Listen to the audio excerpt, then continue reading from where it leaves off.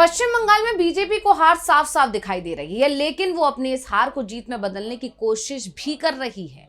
राज्य की सत्ताधारी पार्टी टीएमसी का दावा है कि बीजेपी जनता के वोट से चुनाव नहीं जीत पा रही है। बीजेपी टीएमसी का मुकाबला सियासी तौर पर नहीं कर पा रही और इसलिए अब उसने संवैधानिक संस्थानों और सुरक्षा बलों को पार्टी के प्रचार में झोंक दिया है। केंद्रीय बलों के जरिए प्रचार कराया जा रहा है और चुनाव आयोग भी बीजेपी के लिए ही काम कर रहा है। राज्य पुलिस को चुनावी ड्यूटी से हटाकर केंद्रीय बलों की तैनाती की जा रही है और बीजेपी शासित राज्यों से अधिकारी बुलाए जा रहे हैं और ये लोग चुनाव ही नहीं कराएंगे बल्कि बीजेपी के लिए चुनाव प्रचार भी करेंगे। केंद्रीय बलों के जवानों से भी बीजेपी प्रचार करा रही है और टीएमसी ने इसे लेकर चुनाव आयोग को एक चिट्ठी लिख डाली है और उस चिट्ठी में बीजेपी पर कार्रवाई की मांग की गई है। लेकिन टीएमसी नेताओं की तरफ से यह भी कहा जा रहा है कि हमने भले ही मजबूत सबूत दिए हैं, लेकिन चुनाव आयोग कोई कार्रवाई नहीं करेगा क्योंकि वो तो बीजेपी के लिए काम कर रहा है। चुनाव आयोग और बीजेपी पर उठते इन्हीं सवालों को लेकर आज हम अपनी स्पेशल रिपोर्ट में करने जा रहे हैं बात। नमस्कार, मैं हूं अंशिता।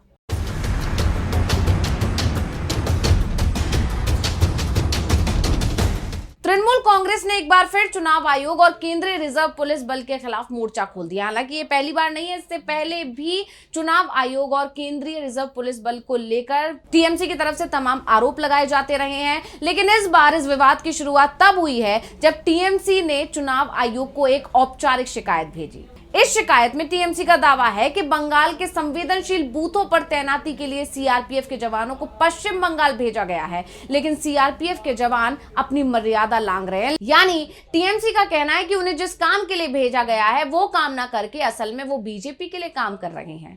तो आरोप है कि सुरक्षा बल मतदाताओं को भाजपा के पक्ष में वोट देने के लिए प्रभावित कर रहे हैं और उनके उम्मीदवारों के पर्चे बांट रहे हैं। यानी कहा जा रहा है कि बीजेपी के लिए ही केंद्रीय सुरक्षा बल भी काम कर रहा है। कई इलाकों में ग्रामीणों ने यह भी शिकायत की है कि वर्दीधारी जवान उन्हें डरा धमका रहे हैं। टीएमसी का यह भी कहना है कि सुरक्षा बलों का काम कानून व्यवस्था बनाए रखना है, ना ही कि किसी विशेष दल का एजेंट बनना।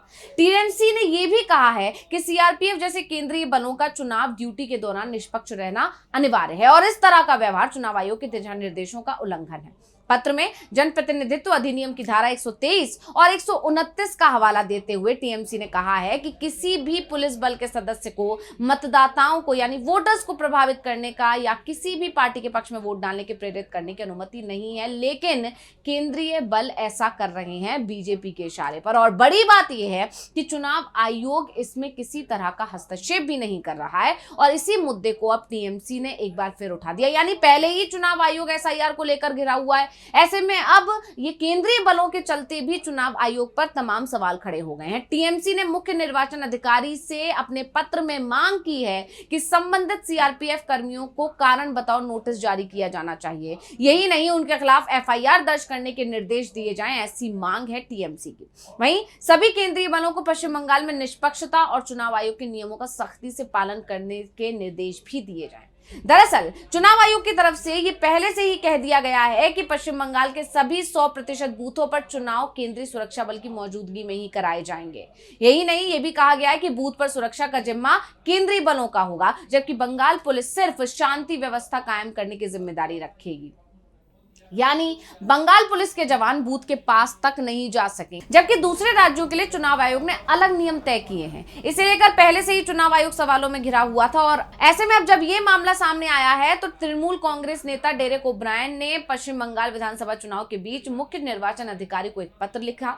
इस पत्र में उन्होंने केंद्रीय रिजर्व पुलिस बल पर गंभीर आरोप लगाए। उन्होंने ये भी लिखा कि चुनाव आयोग की तरफ से जारी किया गया फोर्स डिप्लॉयमेंट इन इलेक्शन मैनुअल 2023, जनप्रतिनिधित्व अधिनियम 1951 और भारतीय न्याय संहिता 2023 का उल्लंघन किया गया है। पत्र में यह भी लिखा गया है कि फेसबुक पर एक वीडियो प्रसारित किया गया है जिसके आधार पर यह शिकायत की जा रही है और इस वीडियो में देखा जा सकता है कि कुछ नागरिक ये दावा करते हुए दिख रहे हैं कि सीआरपीएफ के जवान कथित तौर पर भाजपा उम्मीदवारों के साथ घूम रहे थे, भाजपा के पर्चे बांट रहे थे और मतदाताओं को भाजपा के पक्ष में वोट देने के लिए प्रेरित कर रहे थे।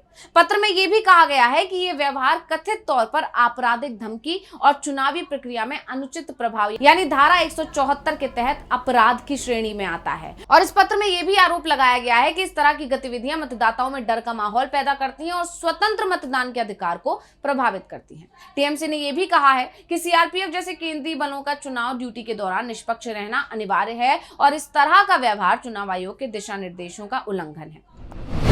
पत्र में जनप्रतिनिधित्व अधिनियम की धारा 123 और 129 का हवाला देते हुए कहा गया है कि किसी भी पुलिस बल के सदस्य को मतदाताओं को प्रभावित करने या किसी भी पार्टी के पक्ष में वोट डालने के लिए प्रेरित करने की अनुमति नहीं है। टीएमसी ने मुख्य निर्वाचन अधिकारी से मांग की है कि संबंधित सीआरपीएफ कर्मियों को कारण बताओ नोटिस जारी किया जाए, उनके खिलाफ एफआईआर दर्ज करने के निर्देश दिए जाएं, सभी केंद्रीय बलों को पश्चिम बंगाल में निष्पक्षता और चुनाव आयोग के नियमों का सख्ती से पालन करने के निर्देश दिए जाएं।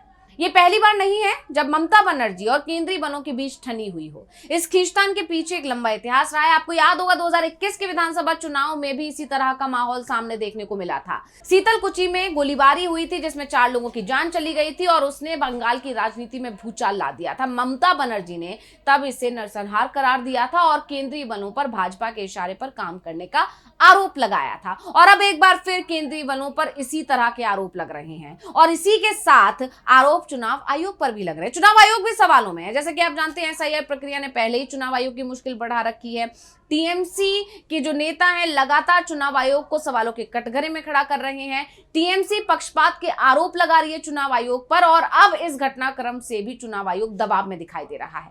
टीएमसी का सीधा आरोप है कि आयोग एक कठपुतली की तरह काम कर रहा है और सिर्फ बीजेपी को जिताने के लिए काम कर रहा है और बीजेपी को जिताने में अब एक कदम आगे बढ़ाते हुए चुनाव आयोग ने केंद्रीय बलों को भी खुली छूट दे दी है। ऐसा आरोप टीएमसी की तरफ से लगाया जा रहा है। टीएमसी का यह भी कहना है कि जब भी केंद्रीय बलों पर आरोप लगते हैं चुनाव आयोग की तरफ से उन्हें क्लीन चिट दे दी जाती है और टीएमसी इसे पक्षपात मानती है। बंगाल में अक्सर कई चरणों में चुनाव होते हैं और भारी संख्या में फोर्स तैनात की जाती है। टीएमसी इसे मतदाताओं को डराने की साजिश बताती है जबकि आयोग इसे शांतिपूर्ण मतदान की जरूरत कहता है। लेकिन जिस तरह से चुनाव आयोग ने बंगाल के लिए नियम बदले हैं उससे चुनाव आयोग की नीयत पर सवाल उठ रहे हैं और आरोप लग रहे हैं कि बीजेपी के लिए ही चुनाव आयोग की तरफ से यह रणनीति बनाई जा रही है। वहीं चुनाव से ठीक पहले आयोग की तरफ से राज्य के वरिष्ठ पुलिस अधिकारियों और जिलाधिकारियों का तबादला किया जाना भी चुनाव आयोग को कटघरे में खड़ा कर रहा है। तो जैसा कि आप जानते हैं कि भारतीय संविधान के अनुच्छेद 324 के तहत चुनाव आयोग के पास चुनाव के दौरान असीमित शक्तियां होती हैं। राज्य की पुलिस भी उस दौरान आयोग के अधीन ही होती है। लेकिन क्या ये शक्तियां इतनी हैं कि केंद्रीय बल स्थानीय राजनीति में हस्तक्षेप करें? कानूनी जानकारों का इसको लेकर कहना है कि इसके लिए एक नियम तय किया गया है और अगर पर्चे बांटने के आरोप में जरा भी सच्चाई सामने आती है, यानी जो आरोप टीएमसी की तरफ से केंद्रीय पुलिस बल को लेकर लगाए गए हैं, अगर वो आरोप सही साबित होते हैं तो ये representation of the people act 1951 का गंभीर उल्लंघन माना जाता है। और अब जब टीएमसी की तरफ से आरोप लगाए गए हैं, ऐसे में चुनाव आयोग के लिए ये एक अग्नि परीक्षा है, क्योंकि अगर वो इन आरोपों की निष्पक्ष जांच नहीं करते हैं तो संस्थान की साख पर लगता है और अगर इन आरोपों की जांच होती है और ये आरोप सही पाए जाते हैं तो ये भारतीय लोकतंत्र के लिए काला अध्याय होगा। यानी चुनाव आयोग दो तरफा घिर गया है। टीएमसी की शिकायतों ने चुनाव आयोग की मुश्किलें बढ़ा दी। अब देखना होगा कि चुनाव आयोग के ऊपर जो आरोप लग रहे हैं, जिस तरह से जनता का विश्वास चुनाव आयोग से उठता जा रहा है, उसको लेकर चुनाव आयोग क्या कदम उठाता है। क्या जनता का विश्वास वापस पाने में चुनाव आयोग कामयाब होगा या फिर टीएमसी के जो आरोप लग रहे हैं उसको देखते हुए जनता का विश्वास चुनाव आयोग से